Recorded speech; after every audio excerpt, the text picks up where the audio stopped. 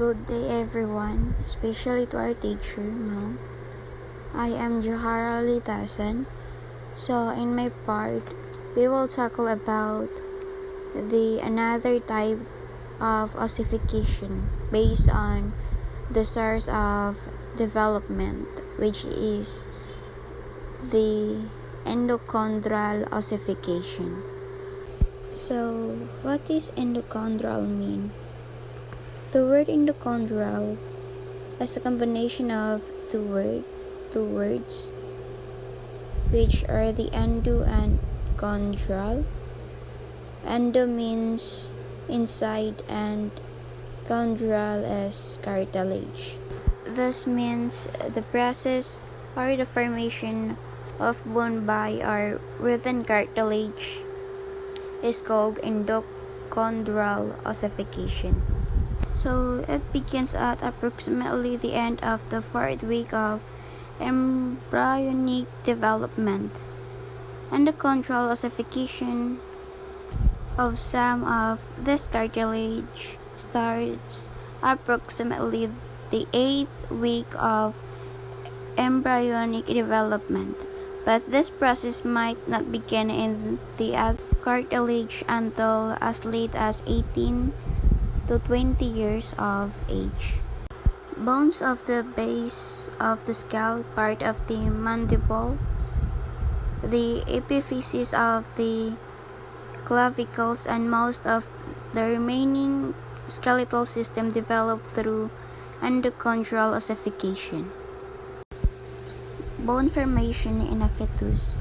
18-week-old fetus showing intramembranous and endochondral ossification.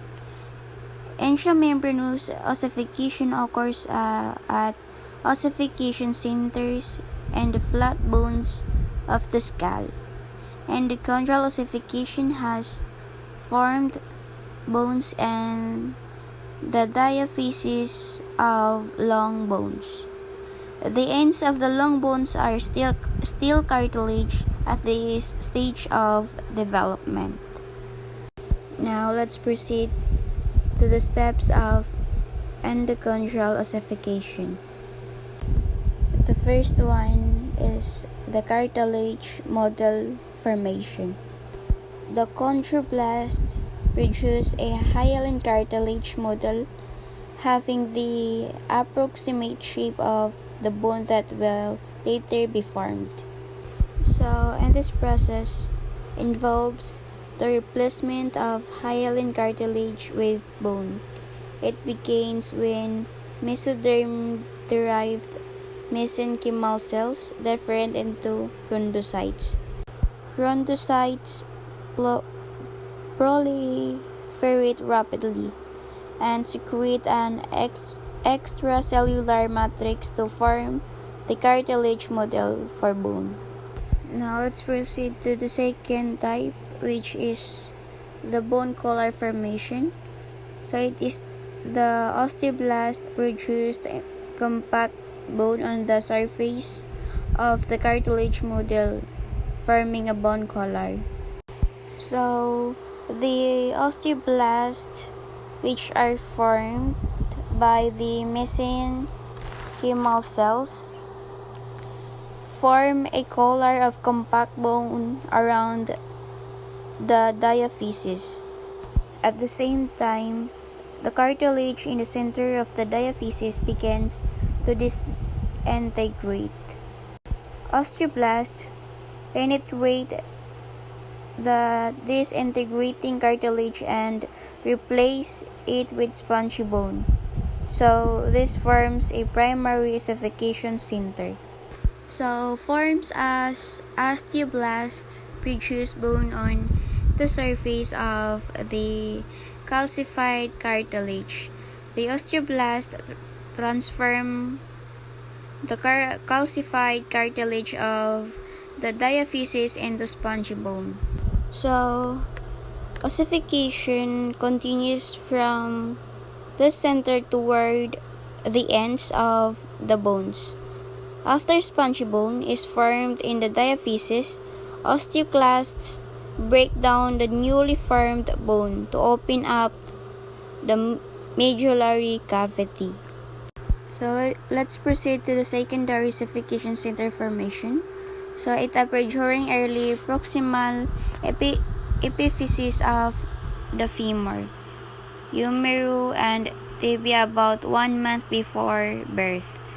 A baby considered full term if one these three ossification centers can be seen on radiographs at the time of birth. So this step occurs after birth and form the epiphysis as blood vessels and osteoblasts enter these areas and convert hyaline cartilage into spongy bone. So let's move to the last step of endochondral ossification, which is the adult bone.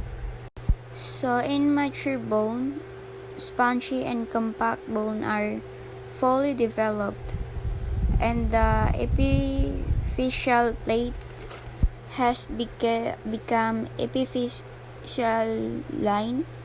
So the only cartilage present and the articular cartilage at the ends of the bone. So when the crystallized area is arranged in the same direction as collagen fibrils, it is considered mature bone or adult bone. As you can see, guys, the bone development and endochondral within 9 weeks, chondroblasts produce a cartilage model that is surrounded by perichondrium, except where joints will form. When it's about to be 3 months, the perichondrium of the diaphysis becomes the periosteum, and a bone collar is produced internally. The chondrocytes hypertrophy and calcified cartilage forms. When it's exactly 3 months, a primary ossification center forms as blood vessels and osteoblasts invade the calcified cartilage.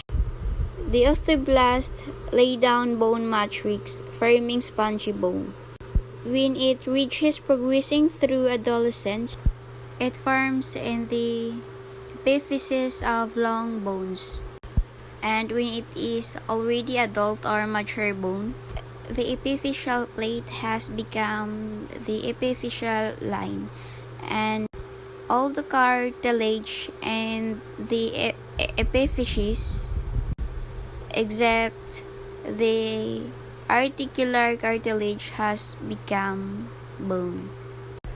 So that's only my part. Thank you for watching, listening, and God bless.